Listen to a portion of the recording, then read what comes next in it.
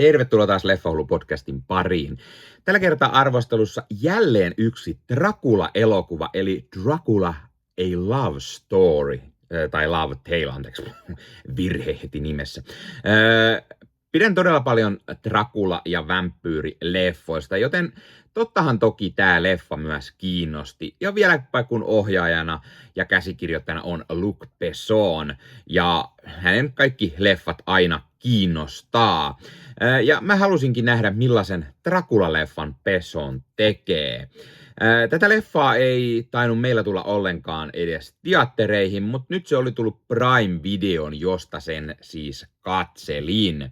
Mutta ennen kuin mennään arvostelun pariin, niin totta kai mainita taas, hei, jos katsot YouTuben puolelta, pistä peukkuun, jos tykkäät tästä, pistä kanava tilaukseen, muistutukset kellosta päälle näitä aina, koska tulee uutta sisältöä, se myös auttaa kanavaa. Tilaminen on ilmaista, mutta se on erittäin tärkeä kanavan kannalta, eli kiitos kaikille, jotka olette kanavan tilaajia. Jos haluat lisää auttaa Leffahullu-kanavaa, niin Leffahullu YouTube-kanavan jäseneksi voi liittyä. Jäsenet muun muassa näkee videoita ennakkoon, saavat nimensä aina johonkin päin videoon, jakson kuvauksiin, ja sillä tavalla autat kanavaa. Eli iso kiitos kaikille kanavan jäsenille. Nyt arvosteluun. Eli Dracula A Love Tale. Tarina lyhyesti.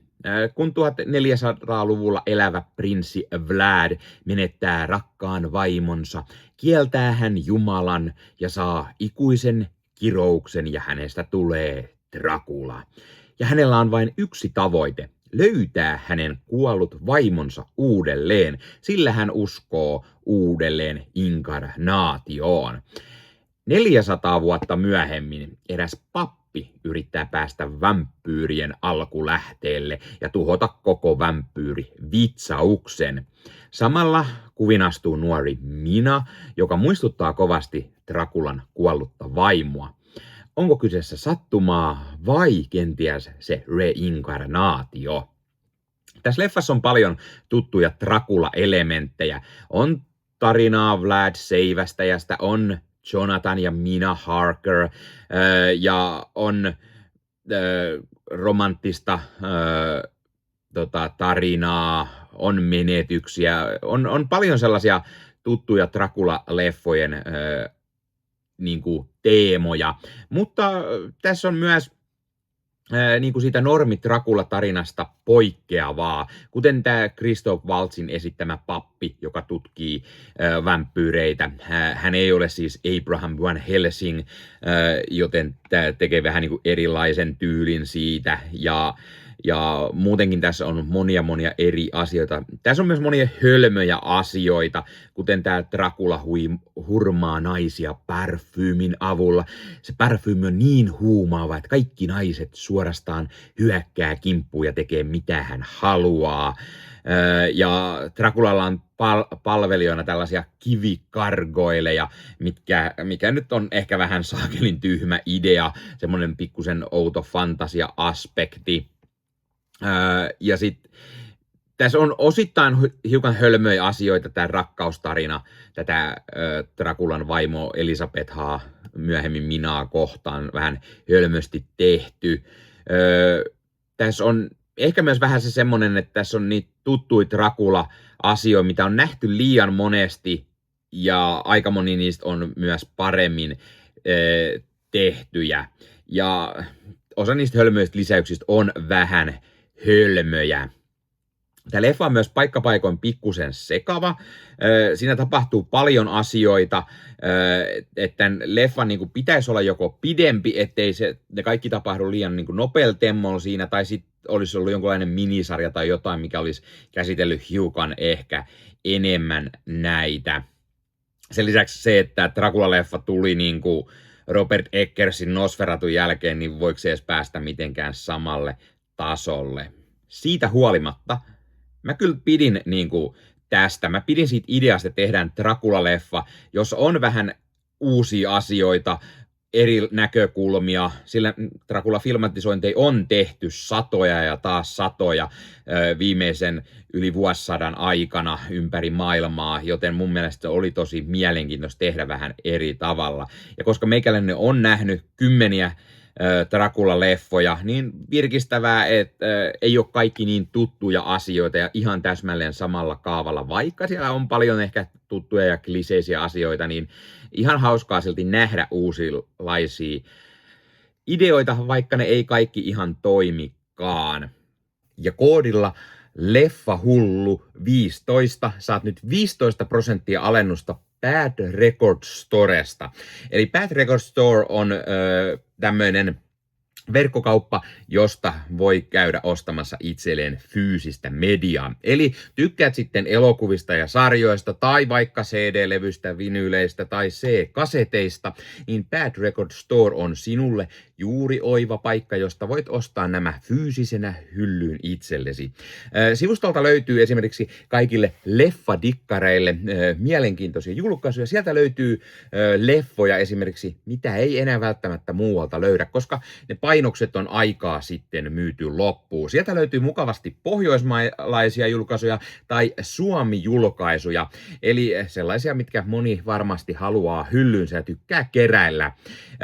Ja sieltä löytyy oivaan hintaan kaiken näköistä mukavaa leffaa ja löytyy 4K:na, löytyy Blu-rayna, löytyy DVD:nä, ihan mistä sitten formaatista itse tykkäät. Ja kuten sanottua, myös jos dikkaat esimerkiksi musiikista, vinyyleistä, CD-levyistä, C-kaseteista, niin Bad Record Storesta sellaisia löytyy. Ja kun käytät koodia Leffahullu15, saat sen 15% alennusta.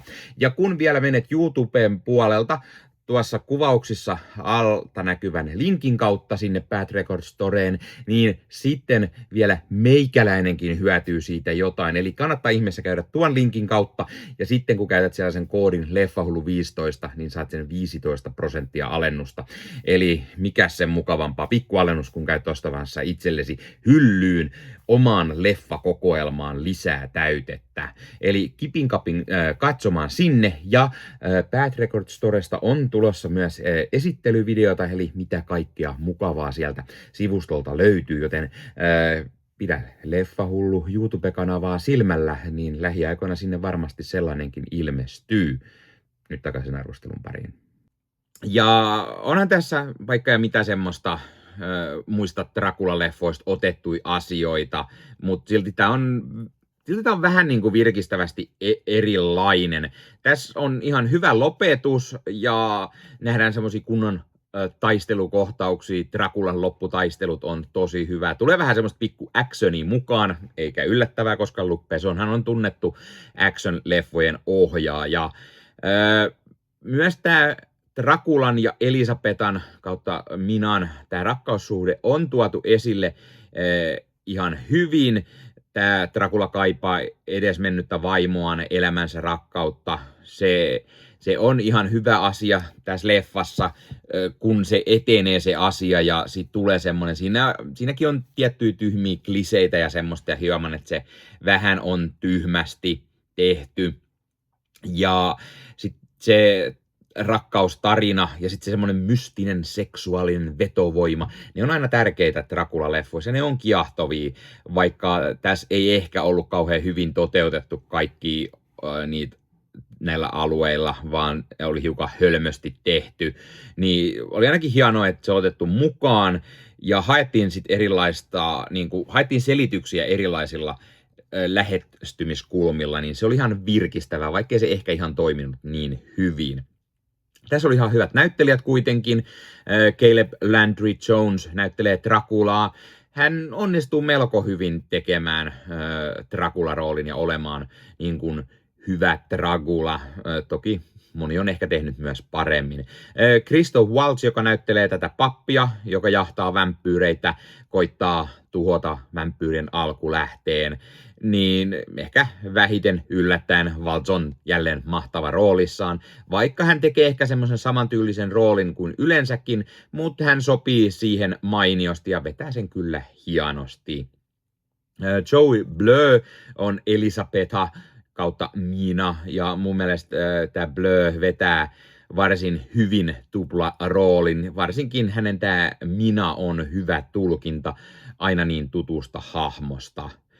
Matilda de Angelis on Maria, yksi tämmöinen vampyyri, jonka Dracula loi, toimii ihan hyvin. Evans Abid on Jonathan Harker. Jää vähän taustalle tässä, eikä pääse oikein ei ole oikein niin toimiva Jonathan Harker kuin niin monessa muussa Dracula-filmatisoinnissa.